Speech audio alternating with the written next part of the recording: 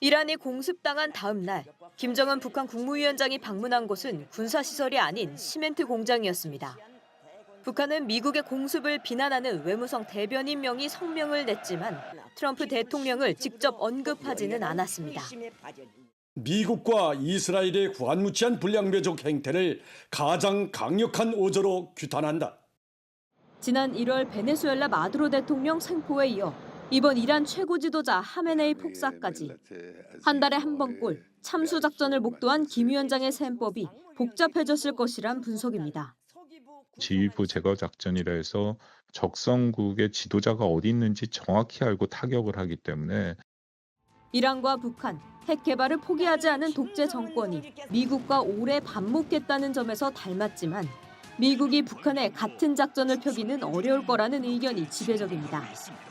북한의 경우에는 미국을 타격할 수 있을 것으로 추정되는 수준의 핵 능력을 갖추고 있다라고 평가받고 있는 반면 이란은 아직 그 핵을 개발하고 있는 단계이기 때문에 북한은 사실상 핵 보유국에 가까운 기술을 보유한 데다 러시아와 중국을 우방국으로 두고 있어 훨씬 부담스럽다는 겁니다. 북한은 김정은 1인 체제로 주민에 대한 통제가 강해 지도자가 사라져도 내부에서의 전복을 통해 미국의 우호적인 분위기가 형성될 가능성이 적습니다. 트럼프 대통령은 줄곧 북한과의 대화 의지를 밝혀온 상황. 오는 4월 트럼프 대통령의 중국 방문이 계기가 될 거로 보이지만 북한이 대화에 나서도 핵에 대한 집착은 훨씬 커진 터라 협상에 난항이 예상됩니다. JTBC 신진입니다. 미국과 이스라엘의 이란 공습을 두고 북한이 규탄에 나섰습니다. 북한은 어제 외무성 담화를 통해 이번 공습이 불법 무도한 침략 행위며 가장 추악한 행태의 주권 침해라 비판했습니다.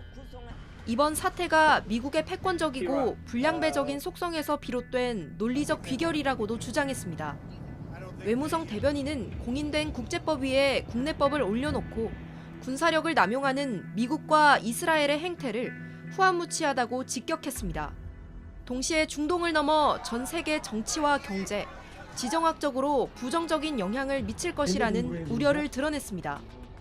외무성은 어떤 이유로도 미국과 이스라엘의 침략전쟁 행위는 정당화될 수 없으며 용납해서도 안 된다고 거듭 강조했습니다.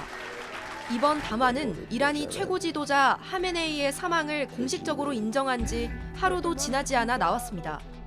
북한은 지난 1월 미국이 마두로 베네수엘라 대통령을 생포하던 당시에도 규탄의 목소리를 냈습니다. 당시보단 비난의 수위를 한층 높이며 외무성 대변인 담화 형식을 취했지만 도널드 트럼프 미국 대통령을 직접 거론하지 않는 등 수위 조절에 나선 것으로 보입니다. 이란 공습 사태가 북미 대화 가능성은 물론 북미 관계에 부정적인 영향을 미칠 수 있다는 분석도 나옵니다. 이란 지도부의 최후를 지켜본 김정은 국무위원장의 경계심이 최고조에 달했을 가능성이 높기 때문입니다. 이를 계기로 북한이 핵 능력을 고도화해 체제는 물론 핵 보유국 지위를 수호하는 데 집중할 것으로 보입니다.